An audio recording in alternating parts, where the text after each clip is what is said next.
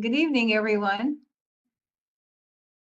I'm excited to be able to bring you the seasonal vegetable gardening class. Not only vegetables, but we'll be talking about a few other things as well. This will be in two parts. Part one this evening and then followed by part two tomorrow. I don't know how many of you have tried gardening here in the low desert, but it can be a bit of a challenge, and some of you may have experienced that already. So I'm going to give you a few tips and tricks that you can try at home, and hopefully you can have a little better success with your gardening experience. So let's get started.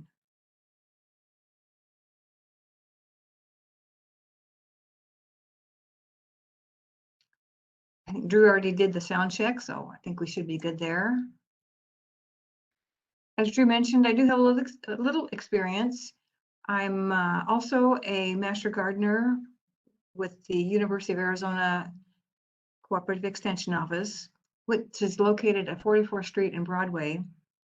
They have a treasure trove of information, including a fabulous demonstration garden. And I have some pictures of that a little later in the presentation.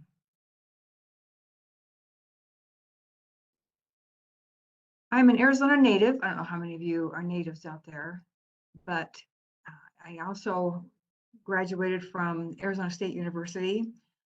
And then I went to work for the U of A. So I have dual loyalties there with the state's universities. So this is part one. You should have received some class materials, including a resources list, and I'll be referring to that as we go through the presentation tonight.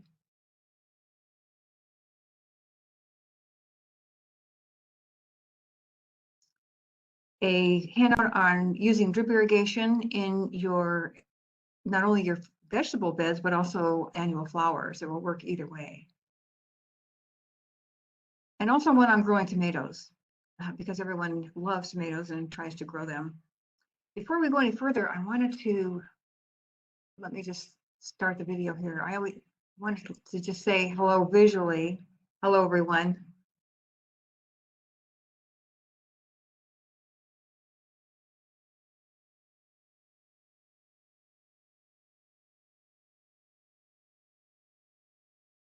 Most of you realize that we live in a desert, but even though it's hot and dry here, we can have success with gardens if we know what to do. And the main point is going to be soil preparation. So I'll spend a little bit of time on that.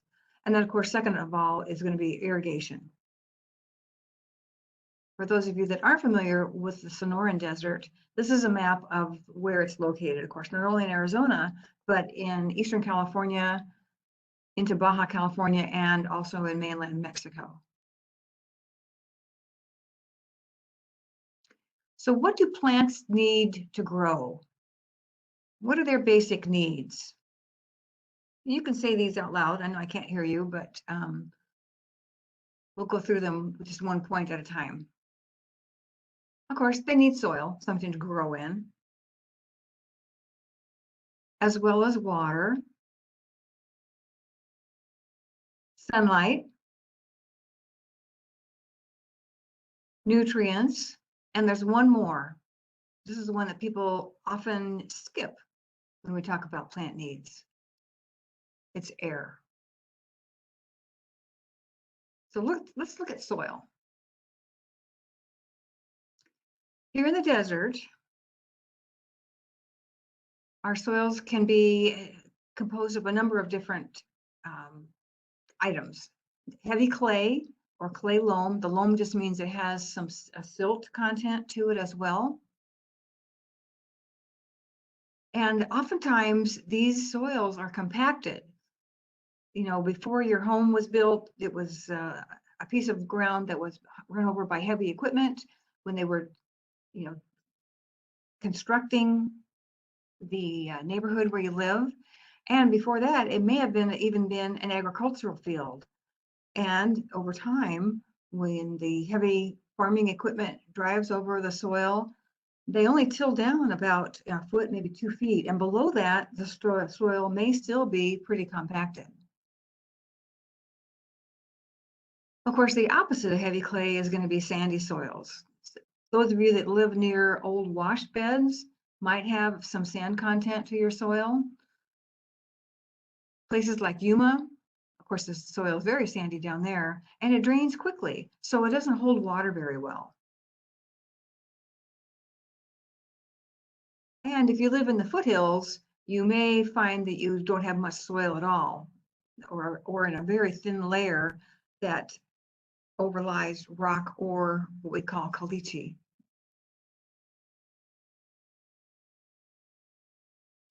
Now, the components of soil are made up exactly the same as our surrounding mountains. And we call that parent material. And it's composed of sand, silt, and one more, there we go, clay. So sand, silt, and clay. Now these components altogether, we call the texture of the soil, and just refers to the particle sizes. And if you can imagine, everyone knows what sand looks like and feels like. Silt is the consistency of cake flour, and clay, the individual clay particles are so small that you have to look at them under a microscope to see them. So the clay is very, very small, the individual particles.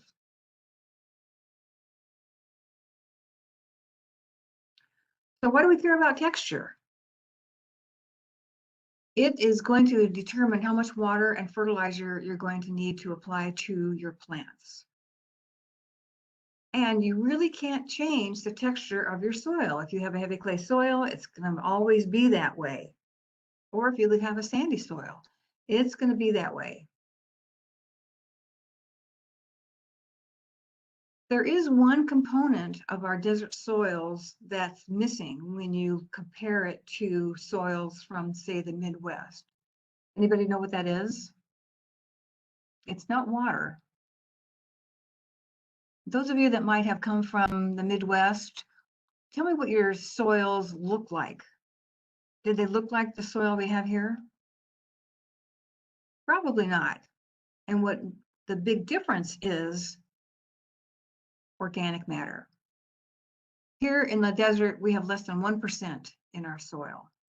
And that's not much.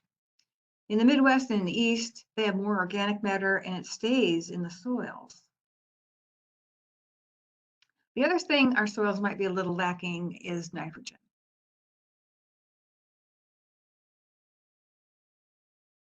Now, another key word when we talk about soil is the structure. Now, the soil structure is more like the architecture of the soil. And here we have an example of soil that's kind of curling up on the edges. Someone thought this looked like plates, so they call this platey soil. Or it might, when it's dry, or after it's been wet and then dries out, it breaks into these columns. So this they call columnar soil. Or if it just sort of lumps, like this photo, it might be blocky. That's kind of what my soil looks like at home. It's blocky soil. So this is the structure. You can improve the structure of your soil by using mechanical equipment, shovel or a rototiller that aerates the soil, kind of blends it all together.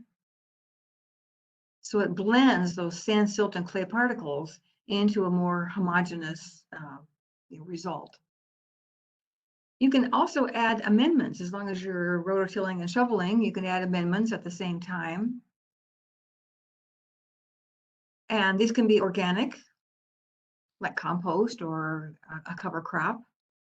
But here in the desert, you'll need to add about 3 to 6 inches of organic matter every year if you're going to plant a vegetable or flower garden. And I'll tell you why in just a little bit. Other amendments that you might want to include would be the inorganic ones, things like vermiculite or perlite or pumice or even fertilizers.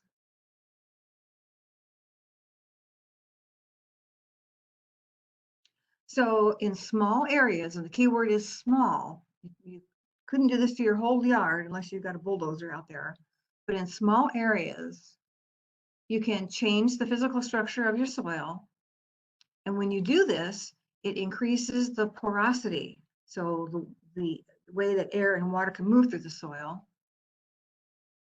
That improves the drainage and the water retention, because when you add that organic matter, it's going to especially help with water retention. That adding organic matter is just a beneficial way to improve your soils, because it increases the biological components. So when you add organic matter, you're going to get beneficial things that happen in your garden soil. It's also going to increase the nutrient levels and the fertility of your soil. And lastly, it's going to mitigate high pH levels. Now, this may be a new term. Some of you may have heard it, or some of you may have heard it, but I really don't know exactly what that is, pH. So let's take a look at that. It's just a way to measure how acidic or alkaline a soil is, and other things too. You can measure your pool water, for example. It's measured on a scale from 0 to 14. And to give you a comparison, well, I got ahead of myself. So 7 is neutral on the pH scale. And to give you a comparison of what 0 or 14 might be or be like, a pH of 1 would be equivalent to stomach acid, or a pH of 14 is the equivalent of bleach. Now that gold bar under the numbers, this represents the pH for that of soils where plants can grow. So most plants grow within that pH range of 3.8 or so till pH 10.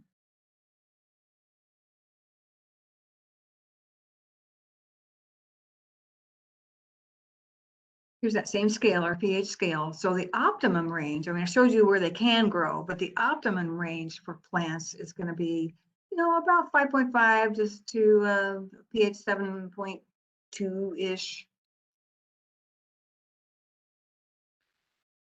Now, the bars on the bottom, the blue bars under pH 8, that's where most Arizona soils lie. If you did a pH test of your soil in your yard, it would come up in the range between 7.5 and 8.5, or close to that. So right around pH 8. So if pH 6.2 or so is optimum for most plants, you can see that our soils, our native soils, are way off the scale for optimum growth for most plants. Now the native desert plants, they don't care. They've evolved with the soils in this range, the high pH range, but I'm talking other plants.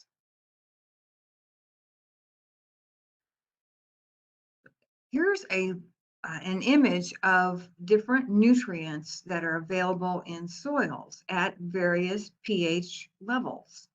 The red line, the vertical line, represents most Arizona soils, right there, kind of below about 8.3 or so.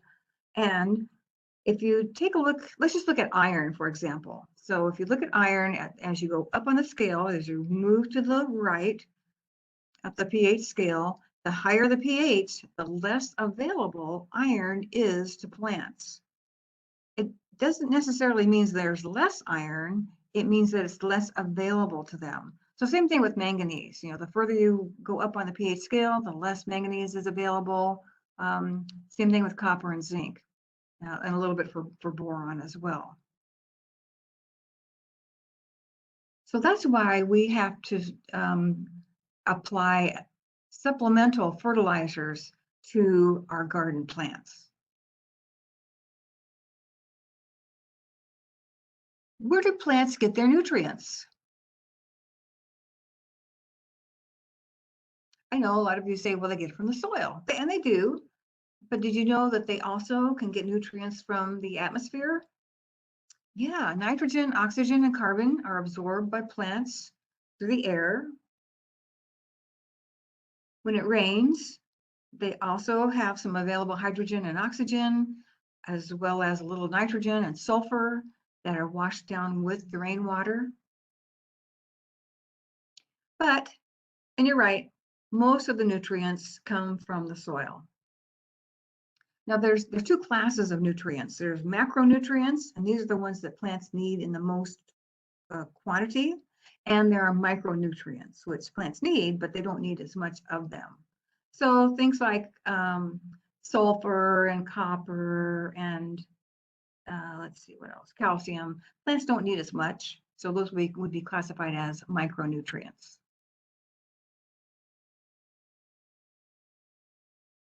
This is a typical fertilizer bag. And when you buy fertilizer, there's always 3 numbers on the front of the package or the bag. And they represent nutrients. They represent the macronutrients, the nutrients plants need the most.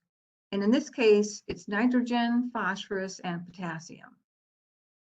And they're always in that same order. So this bag, it's expressed as a percentage. So this bag has 16% nitrogen, 8% phosphorus, and 8% potassium. Now, there are probably micronutrients in this bag of fertilizer as well, but they're usually in fine print, maybe on the back or somewhere else on the tag. But these numbers represent the macronutrients.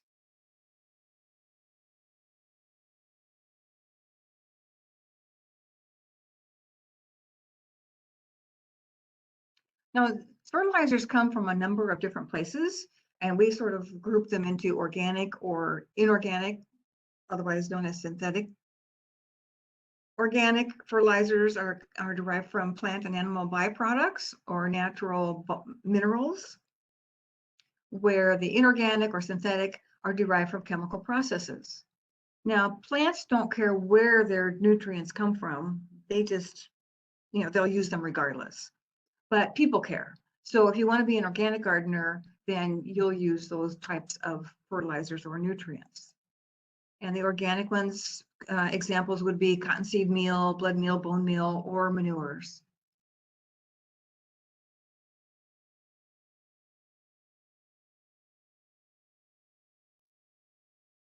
When we add organic material to our garden soils, then we increase those biological components, and our soil actually comes alive.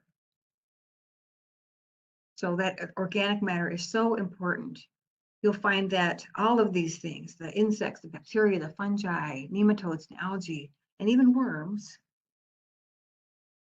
I don't know how they find it, but they come. Once you add the organic matter, these critters will be found in your garden soil. And now they're not all bad. Now, there are beneficial nematodes, there's beneficial bacteria and fungi that help break down that organic matter. And when they break it down, it releases nutrients back into the soil. So these are good guys.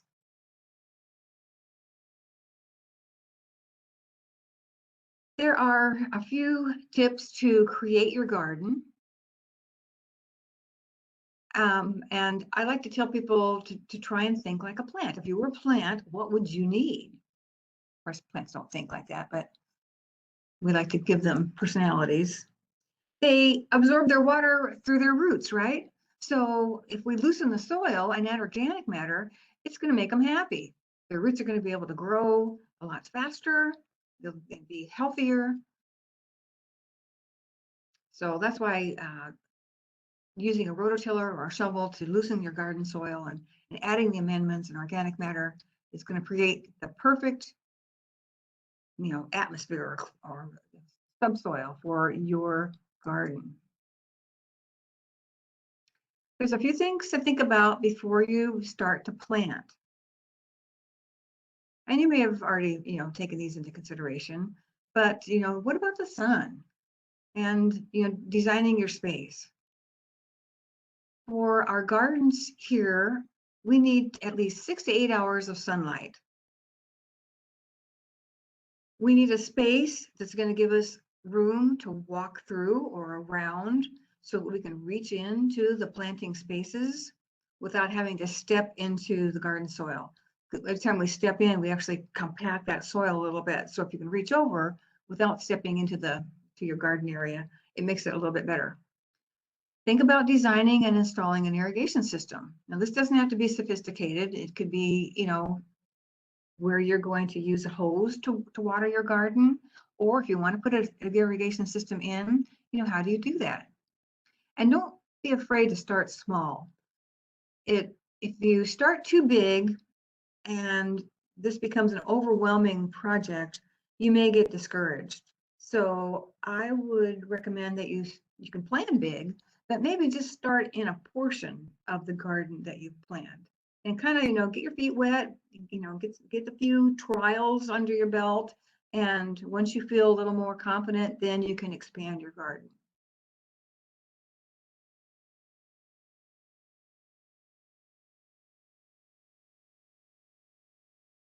Because we live in a pretty, hostile place, especially in the summertime, if you can place your garden in an area where it's going to get afternoon shade in the summer, that would be ideal.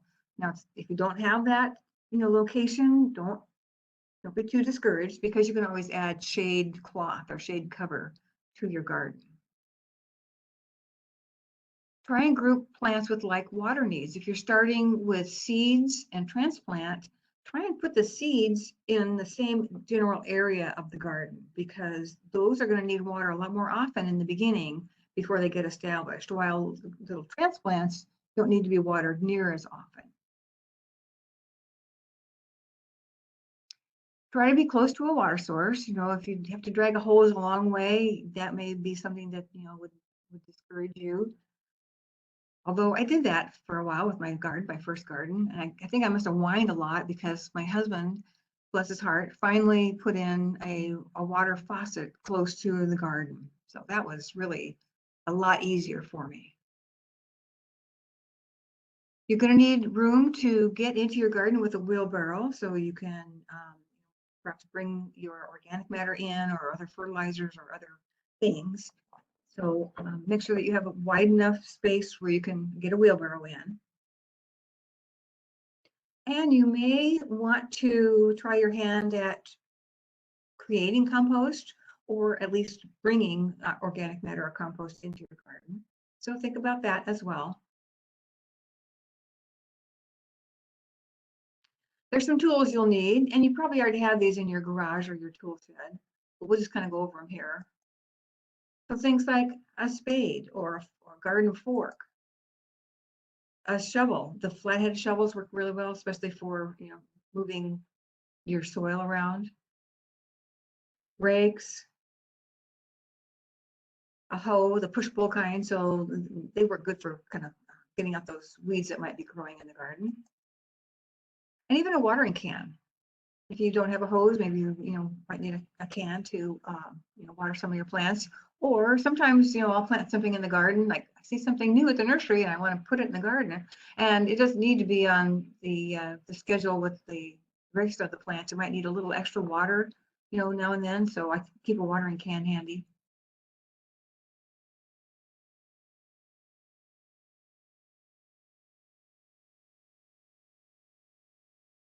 Some other tools, we call them tools, but gloves, a hat, so essential here in the desert. Sunscreen, don't forget the sunscreen. And glasses or goggles, if you're going to be, especially if you're going to be rototilling or digging, you might want to wear goggles as eye protection.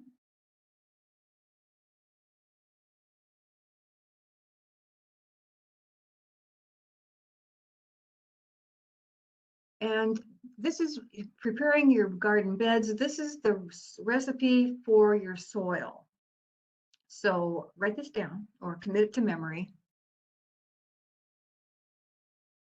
Wherever you want to locate your garden, be sure before you dig to moisten that area first. Our desert soils can be very hard when they're dry, so moistening it first is almost like essential. Don't try to dig, don't moisten it one day and then try and dig the next day, because it might still be too wet.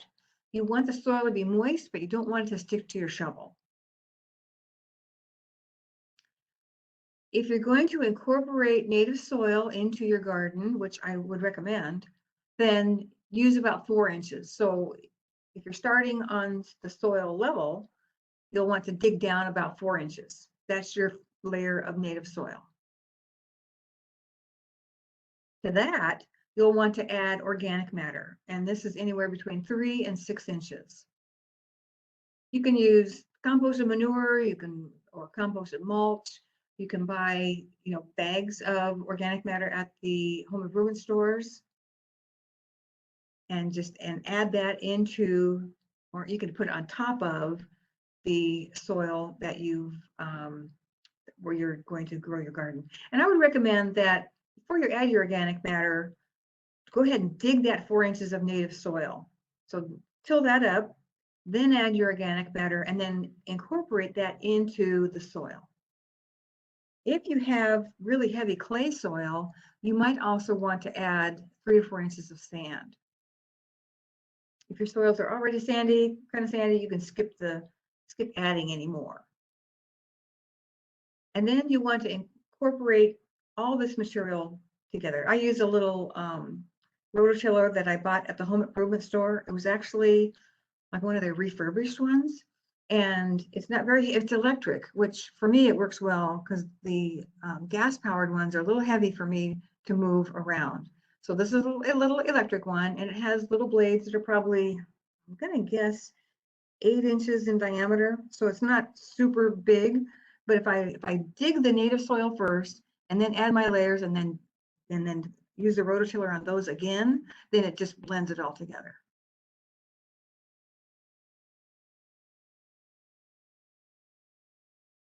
So that's your recipe. Now this is for in the ground garden beds.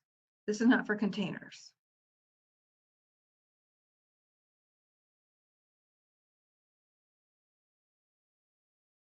So what else do you need in your garden soil?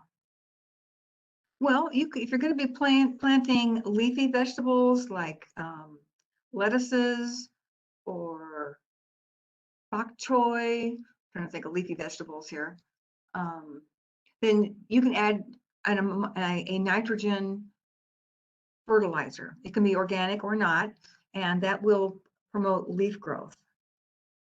In areas where you might be planting crops that have, it's a root vegetable, like radishes, beets, what else is a root vegetable? Turnips, then you might want to incorporate some phosphorus. The nursery might want to sell you gypsum. Gypsum is a calcium supplement, but you really don't, our soils are rich in calcium, and so you really probably don't need it. It does not work for compaction or caliche. Now, having said that, if you have broken up your soil, if you have a compacted soil and you've broken it up with a rototiller, you can add gypsum, and once the soil is moistened with water, then the calcium in the gypsum replaces the sodium in the soil. But it doesn't work unless it can travel through the soil with water. So if you have a compacted layer or you have caliche and water's not getting through, gypsum won't do you any good.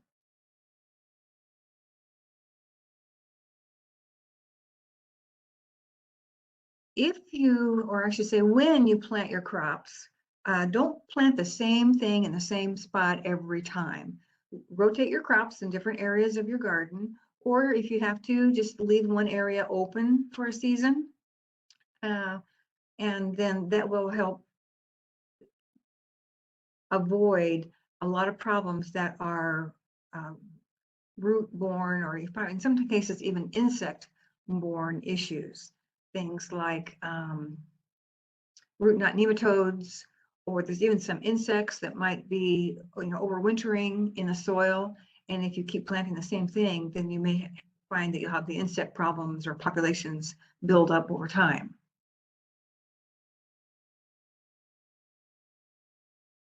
And just remember that our soils here in the valley are heavy. They're often compacted, They have a lot of nutrients, but because our soils are alkaline, the nutrients are sometimes unavailable or are a bit unavailable to the plants. So you'll need to add amendments for your vegetable or flower gardens, and you'll need to replenish that organic matter annually in your garden beds. The reason the organic matter doesn't last is because our soils are alkaline. In the East, in the Midwest, the soils are more neutral or even acidic, and the organic matter stays in the soil. But out here, any organic matter you add is usually, we say burned up, but it's basically decomposes very, very rapidly. And so by the next season, you find you'll need to add more.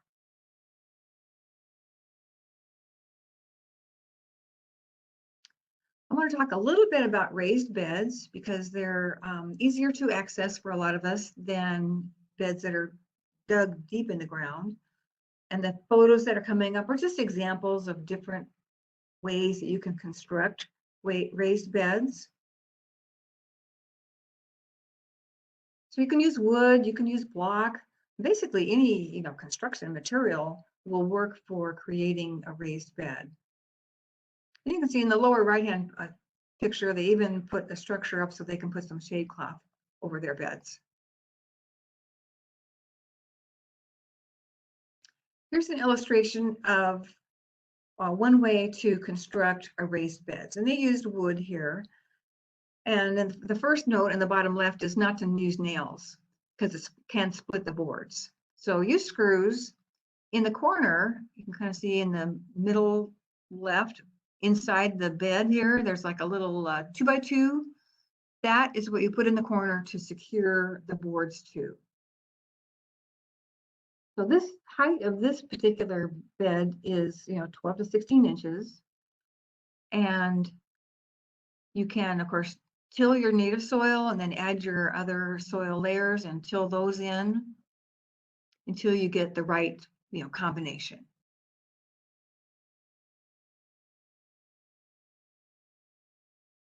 And some more examples of raised beds. In the lower left is just a photo of that little 2x2, or you can use a bigger piece of wood, but 2x2 would be fine in the corner that you can screw into to secure your corners. On the right, this is a nice example of a raised bed that has easy access. You can walk into the middle and reach over any of these beds easily. Or there's a fence, there's a chain link fence around the outside. If it wasn't there, you could also walk on the exterior and access the beds.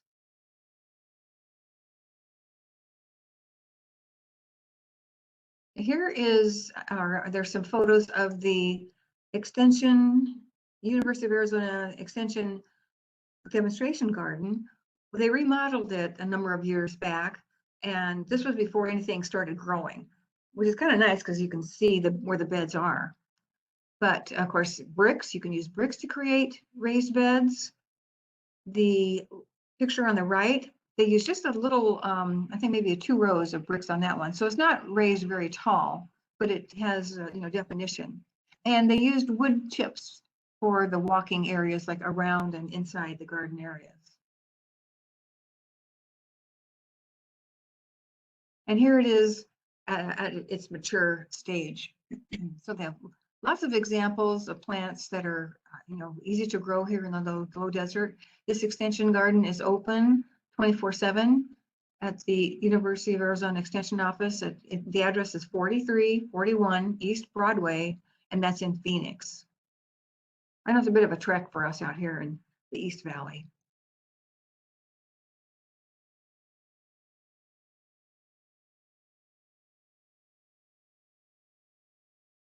Here's some other examples of raised beds, and these are like livestock water troughs that they painted. Those work fine. This raised bed also has a trellis over it. And if you look closely, you see what's hanging in the top or through the top of this raised trellis? Yeah, those are pumpkins. Isn't that crazy? This is at the U of A Extension Garden in Tucson.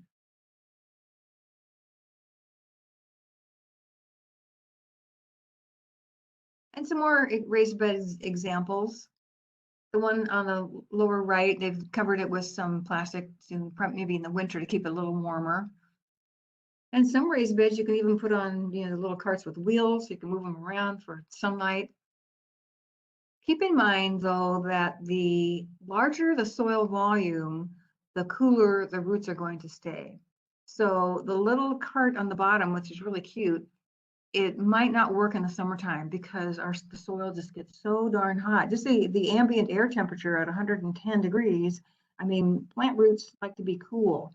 So that one may be more of a winter vegetable planting area.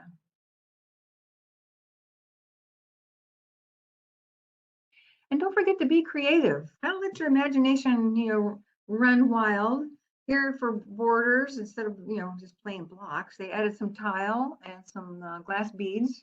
Very colorful and interesting. Here's some other raised border ideas. You can use rocks, just plain old rocks. Of course, they sell the concrete blocks, the like retaining wall blocks at the home improvement stores. Those can get a little pricey, but this is just broken concrete. And the one on the lower left, this is the home of a master gardener in Scottsdale, and she had her front sidewalk taken out and saved all the pieces, stacked them up in the backyard, and painted them. So it looks really, it doesn't look like concrete. It's very interesting. She doesn't have, vegetables in there. She has her desert plants, but you could do the same thing with vegetables.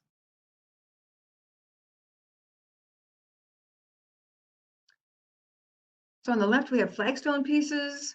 On the right, we have roofing tiles. Who thought about that? I think that's a great idea.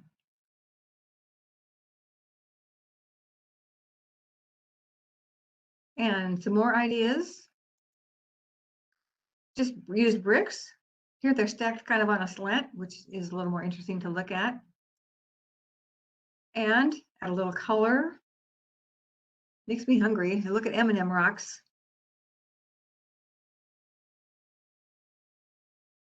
If you don't have live ladybugs, maybe it's winter, you can make your own out of little rocks. Too cute, huh?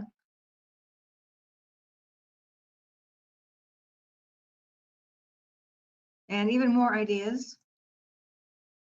You can plant in tires. I think these are big tractor tires, but you just put some like landscape fabric on the bottom so to keep the soil in. And you can plant inside of a tire. And the cool thing about tires is you can actually paint them so you're not looking at black rubber.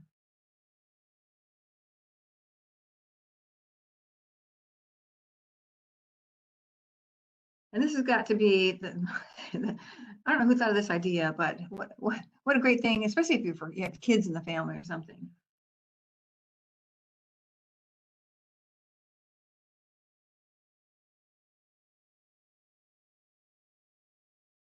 These cylindrical pieces are actually concrete testing.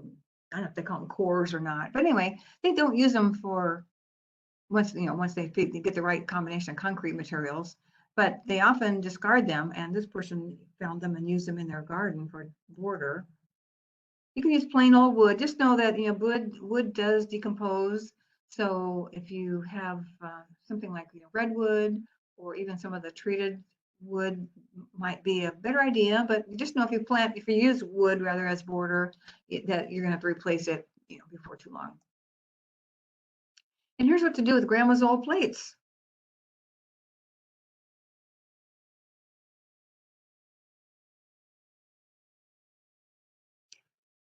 And one of my favorites is this border.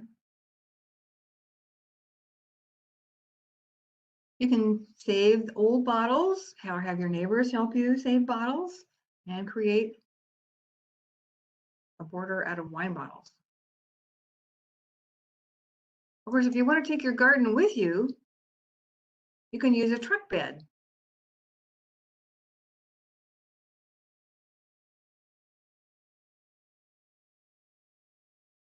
Now this is my garden. we moved into this little house that was built in the 70s, and the previous owner had this little garden area with the white fence. He had some really strange things in there. He had bougainvillea, a date palm, a fig vine. I can't think of, I think that might have been all that he had the Hardenbergia vine as well.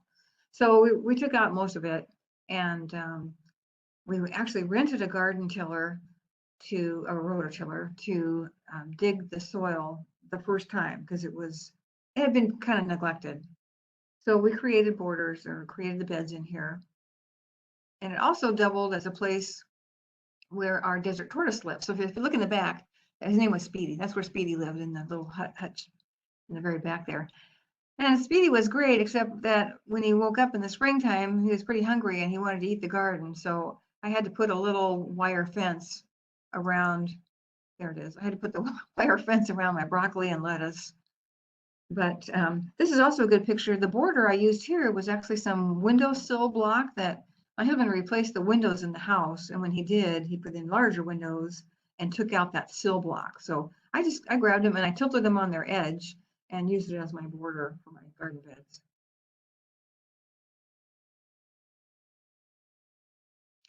Now you can use other things. You can use railroad ties, and some people are concerned about this because they're treated with creosote.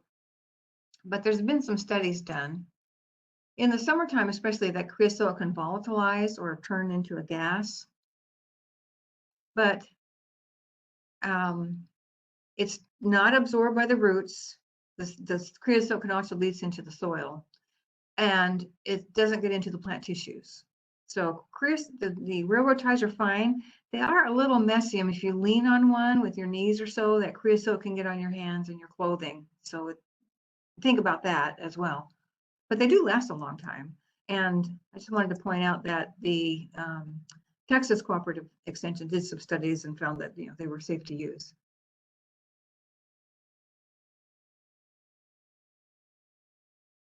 Some other alternatives might be wood that has been treated. Now, old pressure treated wood is not good to use. They used an arsenic-based product on them, but now that's been replaced. And now they use this one, which is AQC, or this is, I don't even know how to pronounce it. Anyhow, this one is not hazardous. And the other one is CBA, which is a copper boron. And that one is a salt.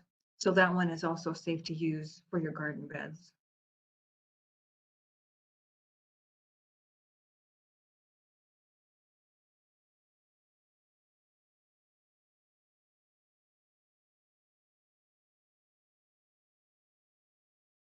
You can also just use untreated wood and then treat it yourself to preserve it with linseed oil or a water sealant.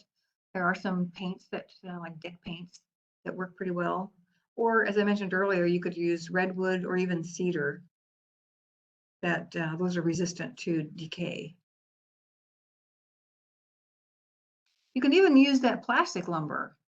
It's made from recycled plastic, so that makes me feel kind of good. You can use it like ordinary wood.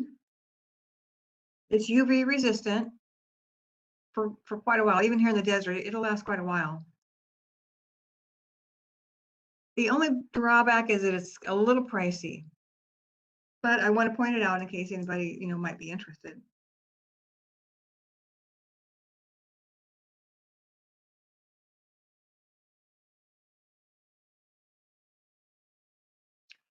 You can also make recessed beds. If you don't want to do raised, you can do recessed. They take advantage of our natural rainfall whenever, hopefully it'll rain again. And here are some folks at work busy making some recessed beds.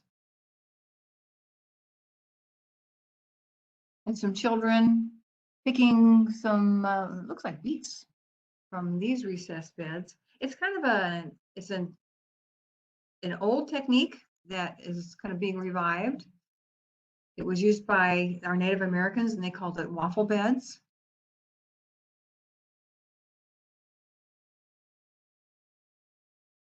And then I think even the whole square foot gardening thing is based kind of on that waffle bed principle, where instead of planting in rows, you make use of all the available space. Now you don't have to use these little pieces. Here they use pieces of wood to define the square feet in this bed. You don't have to put that in. You can just, plant in every quadrant, but it makes it a little easier to distinguish, I suppose. And here's another little square foot bed with, they've put the PVC pieces over the top so that they can eventually stretch over some shade cloth. And they've included the wire there on the side so that plants that like to, are more vining in nature can climb up, like that beans or squash can climb up that wire.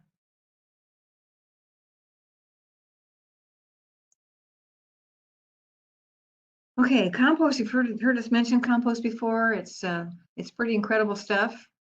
And I bet you, I don't know how many of you have tried composting. And even those that don't think they've composted before, you might be surprised. When you open the vegetable bin in your refrigerator and you reach back in there and you find something in a bag you haven't seen for weeks and it's not recognizable anymore, that's a first stage of composting. I'm being silly, but really, that's kind of what it is. So composting is just, taking organic matter and breaking it down into very, very small pieces and then using it in your garden. It helps with green waste reduction. You have to use equal amounts of what they call green and brown material, and I'll point that out in a minute, chopped in small pieces. It needs to be moist and it needs to have air. When they don't have enough air, that's when they can develop an odor. So you have to turn your compost pile. So here's an illustration of compost. So the brown stuff would include dry leaves, straw, dried grass clippings, sawdust. Green stuff, grass, food scraps, coffee grounds, plant trimmings. And in the presence of water and air that attract these micro and macro organisms, you get compost as a finished product.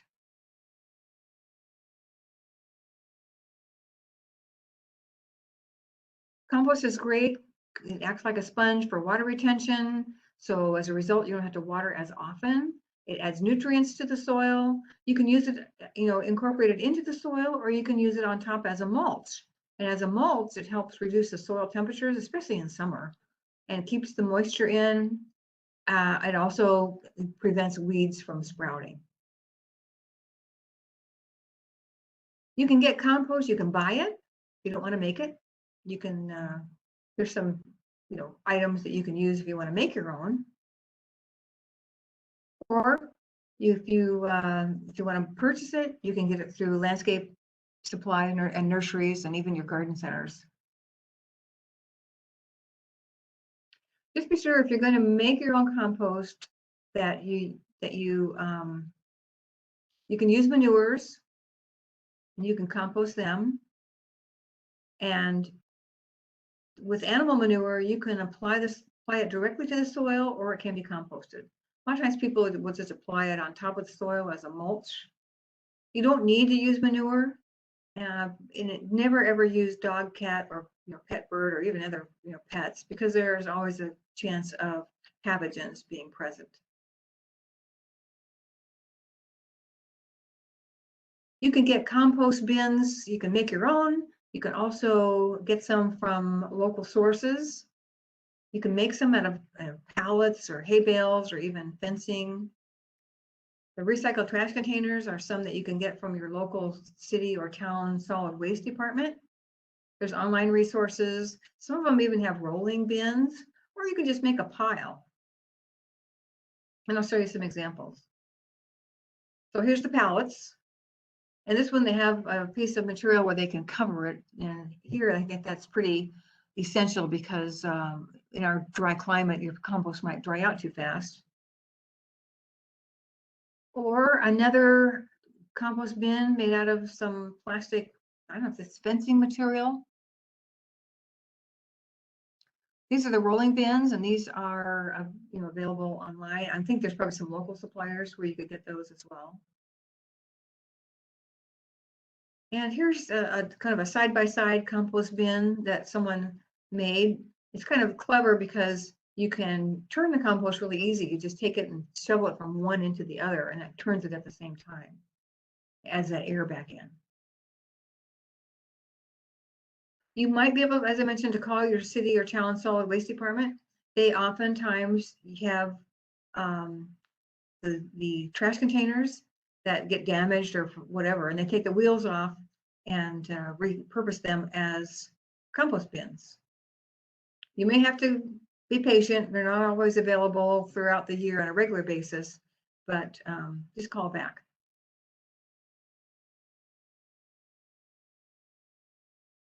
Mulching, I can't, oops, I went too far. I can't say enough about mulch, organic mulch, because it does so much for our soils. You use a 3-inch layer on top of the soil. It does all these things that we mentioned earlier with evaporation and weed control and soil insulation. And then at the end of the season, you can just till it, dig it back into the soil.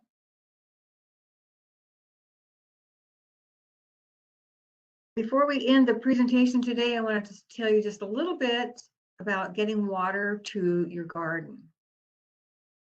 And that'll end part 1, and we'll start up tomorrow with part 2. So you can do water harvesting. If you have a structure nearby, if it's not your home or maybe it's a shed, you can try water harvesting. And that also, saves some rainwater. Rainwater generally doesn't have the chemicals or the salts, and it can save you some money. There are bins or barrels that you can purchase for rainwater harvesting. Just make sure that they have a screen on top so that mosquitoes don't get inside. Here's an example of kind of a double barrel system where when the first one gets full and overflows, it goes into the second one. And when that one gets full, then it flows out onto the landscape. And they have spigots on the barrels so that you can fill up buckets or attach a hose and let gravity water your beds.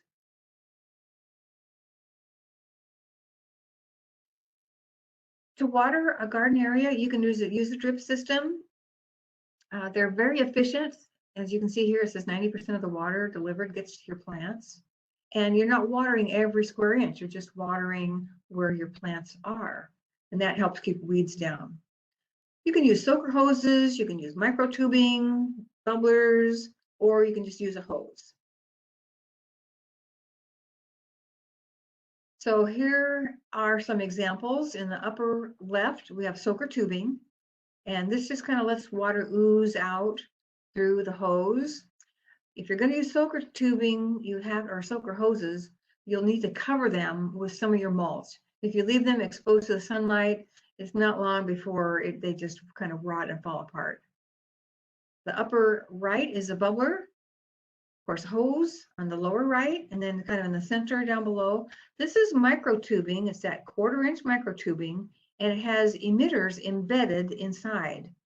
They put out between, depending on what you choose at the home improvement store, they put out between 1/2 gallon and 1 gallon per hour, and they're spaced between 6 and 12 inches apart.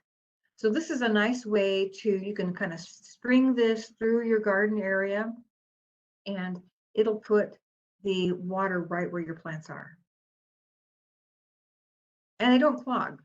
I've had the microtubing which just has the slits in it. That works for a year or 2, and then they clog.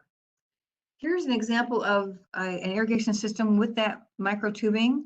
And up at the head of this garden bed, they have the 1/2-inch poly irrigation line.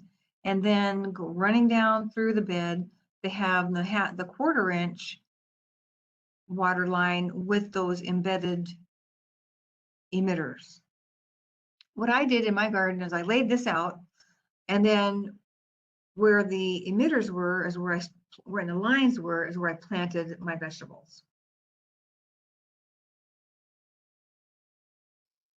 Now, if you don't have a way to hook your drip system automatically in through your irrigation timer, the one that waters the rest of your landscape, don't worry, because they make great timers that are battery operated that you can just hook up to a hose. Well, you hook up to a faucet. Then you hook a hose onto the timer. And the hose, you can buy adapters that convert the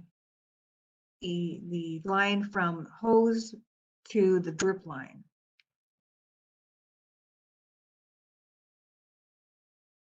The best time to water is going to be in the early morning. I don't use sprinklers because there's a lot of waste there. Up to 50% can be lost to evaporation. On rainy days, of course, you don't need to really water. New transplants and seeds are going to need to be watered more frequently. And this is just a recommendation. When it's under 80 degrees, your garden needs to be watered once a week. Once it gets over 80, and then probably twice a week. If it really gets hot, you may have to even water a little more often. But always, always water deeply. Water so that the moisture soaks down at least 8 to 10 inches. So you can run your system and then test it. If you can't feel moisture down that deep, then you need to run it longer. And it's important to know the difference between heat stress and water stress. So with water stress, not enough moisture is available in the soil, and you'll need to put more water on right away. Heat stress, which often mimics water stress, means that there's adequate water in the soil, but because it's so hot, this plant just can't absorb the moisture and distribute it to the rest of the parts of the plant. So sometimes they wilt, especially in the middle of the day. So you have to know, if that's the case, not to add any more water because you can cause root rot. If you can add some shade cover, that's the key. Or adding mulch around your plants if you haven't done it, that helps to maintain the moisture and you don't have to water as often. Okay, that is the end of part 1. We made it within an hour. So now is the time for questions. But just remember that tomorrow we're going to have part 2, and we'll be covering container gardening, what to grow and in which seasons. We're going to talk about citrus and other edible landscape plants, as well as pest control. So now I'm going to hand it over to our moderators to help field your questions, and we'll see what you guys come up with. Thank you, Kathy. Yes, we've got quite a few questions here. Great. The first one is, what is the best way to test pH in the soil? Well, I mean, you can buy pH testing equipment and test your soil, but I would probably wager a bet that you're going to be right around 8, pH 8, maybe a little under, maybe a little over, but that's just the way it is with our soils here in the desert. So if you're going to create a garden, whether it's for flowers or vegetables, just by adding that organic matter, as it decomposes, it's going to release nutrients into the soil and it's going to lower that pH. That's our goal, is to get that pH down a little bit. Now, it's not going to make a huge difference, but it'll make enough of a difference that your plants are going to be happy. So you can, like I said, you have the option, you can test it yourself, or take my word for it, if you're going to be right about pH 8 until you add that organic matter and incorporate that into your soil. Okay, thank you, Kathy. Next question. The picture of the U of A extension in Tucson with the pumpkins on the trellis. Yeah, right. Was there something supporting the hanging pumpkins? Well, I think they had a lattice over the top to that the vine grew, of course, up over the lattice, and then as the young pumpkins, as the plant flowered and the young pumpkins grew, then they hung down below that lattice, or they might have had wire on top. But you know, if it were mine, I might want to support those pumpkins even a little better. Maybe you could use, you know, like a bag with that's made out of netting. I'm trying to think of a bag here real quick off the top of my head. And that you could, you know, like a sling, that you could sling that pumpkin in and then attach it to the trellis, because they're going to get bigger and they're going to get heavier, and you wouldn't want the vine to break and, you know, your pumpkin to fall and break. I hope that answers your question. I believe it does. Next question says, I use gypsum to soften the caliche and compacted soil. Is there something else that may be better? This seems to be the only add-in that seems to work for me. Well, if you, in your garden beds, if you till the soil, then that's going to help with compaction. If you till it and add the organic matter, that'll help with compaction. Now, if it's a landscape plant question, like a tree or a shrub, you can't really till because you'll be damaging the roots. And you could do it before you plant. You could try digging, but the gypsum doesn't always work for compaction correction, I guess, if you're not going to till. You just want to, if you have a compacted soil that's, you know, flat and you're just trying to get it soft, putting gypsum on top doesn't always work because the compaction prevents water from soaking in very far. And that's the key with gypsum, is it has to move with the water into the soil to be able to help relieve some of that compaction. All righty. We also have, I had a garden on the east side of the house, and in the summer I did try sunscreening, which did not seem to help with burning unless it was just the heat. Is there a secret to using sunscreen material? Well, what you'll want to get is 50% shade cloth. Now, you said sunscreen. I'm not sure if that's like sunscreen that they use on windows, but the shade cloth is the key. If you had the garden on the east side of your home, that's a great place. But if you want to add the shade cloth, you know, that's fine. Just don't go any denser than 50% because the plants need some sun. They just don't need 100% sun. So 50% is the maximum shade cloth density. All righty. Next question. I was advised not to compost as it attracts bugs, and bugs attract scorpions. Oh, well, I tell you what, the compost pile, when the compost pile heats up, it gets up to 160 degrees. So there's not many bugs that are going to want to be in that environment. Now you may have some bugs on the outside of your compost pile, but most of these guys are what I would consider beneficial. And if you're turning your compost pile, then it's going to discourage the bugs from, you know, from making that a permanent home. So I think you're okay with composting if you want to give it a try. In fact, the city you had a, Connie, you had a class on composting, didn't you? Yes. Okay, so there not this session, but we had it in the fall. Oh, in the fall. Okay, all right. So we had it in the spring. Was it spring? Sorry. So perhaps it was recorded. Yeah, we had it on the 24th. Okay, so that would be a great resource to look at the composting class. And that will give you even more information on doing it yourself, or you can decide whether you want to do it or not. All right. Another question is, are eggshells okay in composting? Eggshells are okay. You know, you crush them up really fine, but eggshells have a lot of calcium in them, and you know, our soils really don't need calcium. But the composting process is going to break that down, so it shouldn't be an issue. It's not like your whole compost pile is going to be made out of eggshells. So, but if you want to get rid of your eggshells and throw them in the compost, yeah, just break them up as small as you can, and then that should work. You can also put things in there like even orange rinds, you know, citrus peels, as long as they're cut in smaller pieces, those will compost okay too. Okay. And then one last question that I have here, it says, did you say how to visually tell the difference between heat stress and water stress? No, visually they look the same. And that's a great question. Visually they might look the same. So the key is to check your soil. If the soil, if you see what you think might be heat stress or water stress, check the soil. If the soil is dry, then obviously that's water stress. You need to add water.